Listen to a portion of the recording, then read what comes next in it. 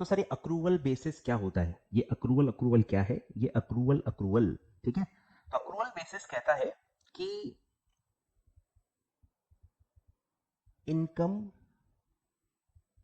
अच्छे से सुनना, ये थोड़ा आपने हो सकता है 11th 12th में ना पढ़ाओ, यही है जो डायरेक्शन अब आपका बदलेगा, ध्यान दो। इनकम एंड एक्सपेंसेस अक्रूव, बस ये कंसेप्ट बोलता है कि इनकम और एक्सपेंस अक्रूव होते हैं, ठीक है, वो अक्रूव होते हैं। अक्रूव होते हैं का क्या मतलब है?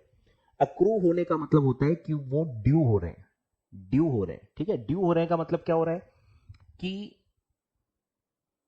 कोई चीज हो गई है, उसमें आप बाइंड हो गए हो, बाइंड होने को कहते हैं ड्यू होना। एग्जाम्पल लेते हैं, सैलरी कब आपको देनी ही पड़ेगी, सोच के देखो, बहुत आपको एक्चुअली सोचना पड़ेगा। 11th 12th जो नॉर्मल 11th 12th पढ़ चुके हैं बिना अक्रूवल के, उनको थोड़ी दिक्कत होगी, ठीक है। आपको यहां से अब मेरी टीचिंग स्टाइल में थोड़ी प्रॉब्लम होगी, पर आपको मेरे एक्सप्लेनेशंस बहुत अच्छे से सुनने हैं, आपको बिल्कुल दिक्कत नहीं होगी, ठीक है। तो आप कोई भी खर्चे में कब बाइंड हो जाते हो वो सोचो। सैलरी देने के लिए मैं कब बाइंड होता हूं? जब सामने वाले ने 30 डेज मेरे लिए काम कर लिया, जब सामने वाले ने मतलब एम्प्लॉय ने 30 डेज काम कर लिया, ठीक है। एग्जाम्पल अप्रैल महीना है, 30 अप्रैल आ गया, 30 दिन पूरे अप्रैल के उसने मेरे लिए काम कर लिया। अब क्या होगा, जैसे ही 30 तारीख निकली मैं बाइंड हो गया, मैं बाइंड हो गया ना। अब मुझे वो 30 डेज की सैलरी पे करनी ही पड़ेगी, मैं बाइंड हो गया हूं।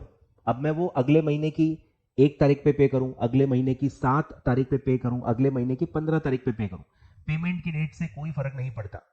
भले आप पेमेंट 2 महीने बाद करो, पर पेमेंट तो करना पड़ेगा ना, समझ रहे हो? ये होता है अक्रूवल। आप कब बाइंड हो रहे हो वो देखो। अब बाइंड क्यों होते हैं वो आपको समझना है, ठीक है, कि मैं सैलरी में बाइंड क्यों हो रहा हूं, कब हो रहा हूं, ये भी एक रेलेवेंट सवाल है। और क्यों हो रहा हूं? क्योंकि मैंने बेनिफिट लिया है। एक्सपेंसेस, एक्सपेंसेस कब हो माने जाते हैं? जब आपको उसमें से बेनिफिट मिल गया है।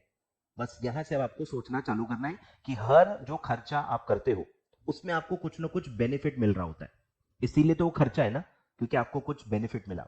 एक एक करके मैं बताता हूं। सबसे पहले एम्प्लॉई को आप सैलरी दे रहे हो, सैलरी एक खर्चा होता है, क्यों होता है? कभी सोचा है? कभी नहीं सोचा होगा। जब आप एक्चुअली जॉब करोगे ना तब आपको समझेगा कि सैलरी का क्या मतलब होता है। आपको घिसना पड़ता है, 30 दिन पूरा आप काम करते हो ना, तब जाके सैलरी मिलती है। तो 30 दिन सामने वाला आपसे बेनिफिट ले रहा है, आप उसके मुताबिक काम कर रहे हो, वो आपसे काम करवा रहा है। तो ये जो काम करवाना है ये एम्प्लॉयर के लिए बेनिफिट होता है और एम्प्लॉय के लिए खर्चा, मतलब एफर्ट्स होते हैं, इसीलिए वो उसकी कमाई मानी जाती है और एम्प्लॉयर के लिए वो खर्चा माना जाता है, क्योंकि वो बेनिफिट्स रिसीव कर रहा होता है। तो सैलरी में ये बेनिफिट है कि एम्प्लॉय आपके हिसाब से काम करते हैं, आपका काम करते हैं, वो आपका बेनिफिट है। जो आप कहोगे वो आपका काम करेंगे, this is the benefit you derive from the employees. फिर मुझे बताओ, रेंट में आपको क्या मिलता है? आप रेंट भरते हो, ठीक है। रेंट किसको देते हैं? रेंट हम देते हैं लैंडलॉर्ड को, ठीक है। लैंडलॉर्ड जो मालिक है, ओनर है, उसको हम रेंट देते हैं। क्यों देते हैं? क्योंकि उसकी बिल्डिंग आप यूज कर रहे हो, रिसोर्स आप यूज कर रहे हो, आपको उससे बेनिफिट मिल रहा है और उसको यूज करके आप बिजनेस कर रहे हो, सेल डिराइव कर रहे हो, आएगा समझ में? तो बिल्डिंग को यूज करना, ये बेनिफिट मिलता है। फिर आप इंटरेस्ट पे करते हो, याद आ रहा है? इंटरेस्ट, ब्याज भरते हो। इंटरेस्ट क्यों पे करते हैं? क्योंकि किसी और का पैसा आप यूज कर रहे हो। हर चीज में देखो कोई ना कोई बेनिफिट, सर्विस या रिसोर्स इन्वॉल्व है। रेंट में बिल्डिंग इन्वॉल्व है, बिल्डिंग से आपको बेनिफिट मिल रहा है। इंटरेस्ट जो आप दे रहे हो उसमें सामने वाले का कैपिटल जो है, सामने वाले का जो पैसा है वो आपने यूज किया है। फिर स्टेशनरी आपका खर्चा है, क्योंकि आपको कुछ मटेरियल मिल रहा है जो आप यूज कर रहे हो, कंज्यूम कर रहे हो। ट्रैवलिंग, एक जगह से दूसरी जगह आप पहुंच रहे हो, एक जगह से दूसरी जगह जो मोबिलिटी आपको प्रोवाइड की जा रही है ये उनकी सर्विस होती है। तो हर खर्चा जो आप देखोगे, अकाउंटिंग फी देख लो, क्योंकि आपकी अकाउंटिंग कर रहा है वो, आपको बेनिफिट मिल रहा है, इन्फॉर्मेशन मिल रही है, अकाउंटिंग करके मिल रही है, तो वो एक सर्विस है, आपको उससे बेनिफिट मिल रहा है, तो आपको अकाउंटिंग की फी देनी पड़ेगी। लीगल जो लॉयर्स हैं वो आपको हेल्प कर रहे हैं, वो अपनी राय दे रहे हैं, आपको बता रहे हैं कि क्या चीजों को कैसे करना है, या आपका कोई केस लड़ रहे होंगे, उससे भी आपको सर्विस मिलती है, समझ रहे हो? तो जो भी खर्चे आप भरते हो सब में आपको बेनिफिट मिल रहा होता है। और ये अक्रूवल जो सिस्टम है, कहीं ना कहीं मुझे ऐसा लगता है कि ये देखो लॉ के साथ कनेक्टेड भी है, लॉ के साथ कनेक्टेड भी है। ड्यू होने का मतलब ही क्या है कि जब आप लीगली बाइंड हो जाते हो, क्योंकि अगर आपने 30 दिन किसी से काम करवा दिया है, अब भले वो अगले महीने जॉब भी छोड़ के चले जाए ना, तो भी आपको वो 30 दिन का तो पैसा देना ही पड़ता है ना, क्योंकि आप लीगली बाइंड हो गए हो। अब आप मना नहीं कर सकते कि नहीं मैं नहीं दूंगा। क्यों नहीं दोगे भाई, 30 दिन काम किया है, एग्रीमेंट है। समझ रहे हो, इसमें लॉ का भी कनेक्शन है। अगर आपने किसी का पैसा 1 साल तक यूज किया है, क्या आप इंटरेस्ट पे करने से मना कर सकते हो? नहीं कर सकते, क्योंकि आपको बेनिफिट मिल गया है, लीगली आप बाइंड हो गए हो पैसा देने के लिए। तो उसी को कहते हैं ड्यू। समझ आ रहा है? तो ड्यू अक्रू, ये वर्ड बस अगर आपको पकड़ में आ गया और अगर आप इसको हर ट्रांजैक्शन में अप्लाई कर ले, तो बस आप मेरे स्टूडेंट बन गए। बस ये इतना ही फासला है, समझ रहे हो? ये चैप्टर 1 से बस यही फासला हमको मिटाना है। अक्रूवल को अच्छे से बस समझ लेना है, हर ट्रांजैक्शन में अक्रूवल कैसे होता है, हर ट्रांजैक्शन में क्या बेनिफिट मिल रहा है। बस ये अगर आपने मेरे साथ साथ साथ साथ बोल लिया, सोच लिया, समझ लिया, तो बात खत्म, आपको अकाउंटिंग आ गई। ठीक है, तो अक्रूव ये है। अब एक्सपेंस में क्या होता है? बराबर, एक्सपेंस एक्सपेंस कब होता है? क्योंकि आपको इसमें बेनिफिट्स रिसीव होते हैं। बेनिफिट्स जब रिसीव हो जाते हैं तो एक्सपेंस हो जाता है। ठीक है, यहां कैश का कोई लेना देना नहीं है। फिर सर हमारी इनकम कब होती है? जब हम किसी को बेनिफिट्स देते हैं, व्हेन बेनिफिट्स आर प्रोवाइडेड या गिवन, जो भी लिखो। ठीक है, अगर आप किसी को बेनिफिट दे रहे हो तो आपकी इनकम होती है।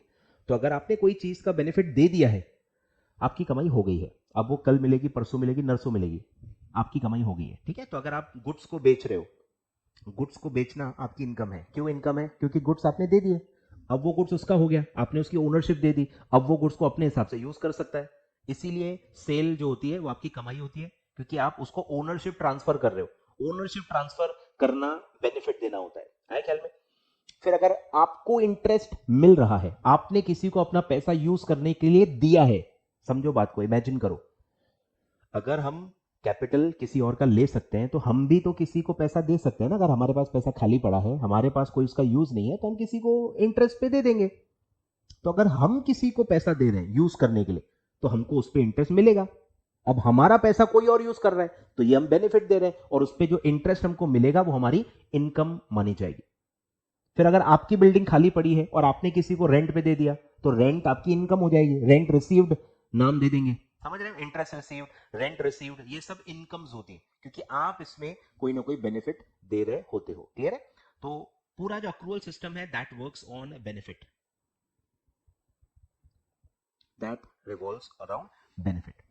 ठीक है, इनकम एक्सपेंस। अब सर ये तो दो ही एलिमेंट हुए, इनकम एक्सपेंस, इनकम एक्सपेंस। इसका एक और अब पहलू है, ध्यान दो। तो अक्रूवल जो सिस्टम है, अक्रूवल जो सिस्टम है वो हर चीज में ड्यू बेसिस पे काम करेगा। ठीक है, आप बाइंड कब हो रहे हो? अब ये एसेट्स पे कैसे आप लगाओगे? एसेट्स में भी आपको यही सोचना है कि आप बाइंड कब हो रहे हो। अगर मैं बिल्डिंग लेने जा रहा हूं, मुझे बताओ बिल्डिंग के पैसे देने के लिए आप कब लाइबल हो जाते हो? आए ख्याल में? उस पर अब लॉ है पूरा, इमूवेबल प्रॉपर्टी एक्ट पढ़ोगे कि या तो आपको पोजेशन मिल गई है, या तो अगर वो आपके नाम पे रजिस्टर हो गई है, whichever is earlier. Possession मिल गया है तो भी आप पैसे देने के लिए लायबल हो, या अगर आपके नाम पे रजिस्टर हो गई है, आप उसके ओनर बन गए हो, तो आपको पैसे देने पड़ते हैं। समझ रहे हो? ऐसे हर एसेट में आपको देखना होता है, तो उस डेट पे आपको वो ट्रांजैक्शन को रिकॉर्ड करना होता है। ठीक है, तो जब भी आप एसेट खरीद रहे हो, तो जब भी आप एसेट के ओनर बन जाते हो, आपके लिए वो एसेट बन चुका है, आप उसको रिकॉर्ड कर लो। पैसे आज दो, कल दो, परसों दो, उससे कोई फर्क नहीं पड़ता। क्लियर है? सिमिलरली जब भी आप लोन ले रहे हो, तो जैसे आपने लोन ले लिया है, समझ रहे हो, जैसे आपने लोन ले लिया है वो आप रिकॉर्ड कर लो, क्योंकि अब वो आप लौटाने के लिए लायबल हो। समझ रहे हो? तो ऐसा है। अब ध्यान दो, जब मैं एसेट कह रहा हूं, मैं आपको बता चुका हूं ऑलरेडी, एसेट्स में थिंग्स भी आती है, नॉन लिविंग थिंग्स। ठीक है, जो हमने बहुत सारे फिक्स्ड एसेट्स पढ़े हैं, नॉन लिविंग थिंग्स में आते हैं building, machinery, furniture, computer, vehicles, ये सारे क्या है? नॉन लिविंग थिंग्स हैं, जो एसेट्स हैं, जो आपने खरीदे हुए हैं। अब कुछ एसेट ऐसे भी होता है जिनसे आपको पैसा मिल रहा है, मतलब जो इंसान है। जैसे सबसे बड़ा एग्जांपल आता है डेटर। डेटर कौन है? जिनको हमने गुड्स बेचे हैं क्रेडिट पे, उधारी में गुड्स बेचे हैं, तो उनसे हमको पैसा मिलना बाकी होता है, तो वो भी एसेट है। पैसा मिलना बाकी है तो वो भी एसेट है, पर वो तो इंसान है, इंसान का ग्रुप है, पर्सन है। समझ रहे हो? तो वो उसका क्या होगा? वो तो थोड़ी हम खरीद रहे हैं। ठीक है, तो आपको अब मैं सेकेंड इफेक्ट समझा रहा हूं। अक्रूवल में सेकेंड इफेक्ट होता है कि जब भी आपका खर्चा हुआ, ये तो एक इफेक्ट हुआ, जैसे सैलरी, सैलरी तो एक इफेक्ट हुआ ना। जब आप रिकॉर्ड करोगे कोई ट्रांजैक्शन को, हम कंसेप्ट पढ़ेंगे dual aspect concept. Day all aspect concept क्या बोलता है कि हर ट्रांजैक्शन में दो इफेक्ट होते हैं, एक डेबिट और एक क्रेडिट। तो दो इफेक्ट होते हैं, मतलब दो अकाउंट इन्वॉल्व होते हैं। आई ख्याल में? तो जब आप कह रहे हो एक्सपेंस हुआ है, तो एक्सपेंस एक इफेक्ट हुआ ना, एक और इफेक्ट होगा, और वो इफेक्ट होता है लाइबिलिटी। एक्सपेंस से लाइबिलिटी बनती है कि आपको वो देना पड़ेगा। तो ये लाइबिलिटी जो है ये मैक्सिमम टाइम्स पर्सन्स होते हैं, क्योंकि बेनिफिट किससे मिलेगा? बेनिफिट किससे मिलेगा? इंसान से ही मिलेगा ना। कुछ समझ में आ रहा हो? तो इंसान से ही आपको बेनिफिट मिलता है, और वो इंसान को आपको पैसा देना बाकी होता है, तो उसको आप लाइबिलिटी बनाते हो। तो जैसे मैं सैलरी की बात करूं, तो सैलरी मेरा खर्चा हो गया, वो एक बेनिफिट का नाम है। ध्यान दो, अब ये कंफ्यूजन होगा, ठीक है? सिर्फ सैलरी वर्ड बोलूं तो सैलरी मतलब क्या? कि मैंने किसी का मतलब बेनिफिट लिया है, वो बेनिफिट बताता है। रेंट बेनिफिट बताता है कि आपने बिल्डिंग यूज की होगी। इंटरेस्ट आपने किसी का पैसा यूज किया होगा। तो ये जो नाम है जो बेनिफिट बताते हैं, ये एक्सपेंस होते हैं, समझ रहे हो? और फिर एक इंसान का नाम आएगा कि सैलरी है, आपको बेनिफिट किसने दिया? एम्प्लॉय ने दिया। रेंट बेनिफिट दे रहा है, तो ये बिल्डिंग किसने दी आपको? लैंडलॉर्ड ने दी। इंसान इन्वॉल्व है ना, भले बिल्डिंग बेनिफिट दे रही है पर बिल्डिंग देने वाला तो इंसान है ना, तो हम लैंडलॉर्ड को काउंट करेंगे। फिर जब आप इंटरेस्ट पे कर रहे हो, किसी का कैपिटल यूज कर रहे हो, तो कैपिटल किसी इंसान ने दिया होगा, तो वो जो है लैंडलॉर्ड, या तो उसको क्या कहोगे, जो भी है, बैंक वगैरह होगी, तो वो बैंक उसमें इन्वॉल्व होगी। समझ रहे हो?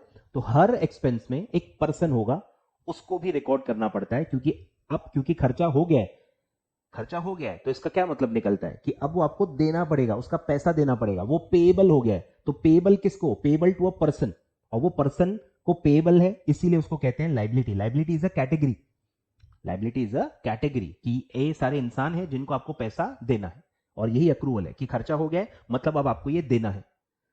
फिर आप कल परसों जरसों जैसे देना चाहो दे दो, ठीक है? वो एग्रीमेंट के ऊपर है। तो हर एक्सपेंस का सेकेंड इफेक्ट आएगा लाइबिलिटी, कोई ना कोई इंसान होगा जिसको आपको पैसा देना होगा। सिमिलरली जब भी आपकी इनकम हुई है, एक एसेट बनेगा। एसेट मतलब पर्सन, एक इंसान से आपको पैसा मिलना बाकी होगा। जैसे मैंने आपको अभी आपको एग्जांपल दिया, डेटर। सेल आपकी कमाई है, तो सेल किसको की है? डेटर को, तो डेटर से पैसा मिलना बाकी है। समझ रहे हो? तो ऐसे इंसान भी आते हैं एसेट्स में जिनसे पैसा मिलना बाकी है। समझ रहे हो? तो जैसे ही आपकी इनकम हुई है, साइमल्टेनियसली एक एसेट क्रिएट हो जाएगा, उससे पैसा मिलना बाकी आपको दिखेगा। सिमिलरली जब भी आप कहोगे कि मेरा खर्चा हो गया है, एक लाइबिलिटी बुक्स में आ जाएगी कि आपको अब ये इस इंसान को पैसा देना बाकी है। क्लियर है? तो ये होता है sir accrual. Welcome to the world of accrual. Welcome to the world of accrual. तो ये होता है अक्रूवल, इसी को हर जर्नल एंट्री में आपको यूज करना है। क्लियर है?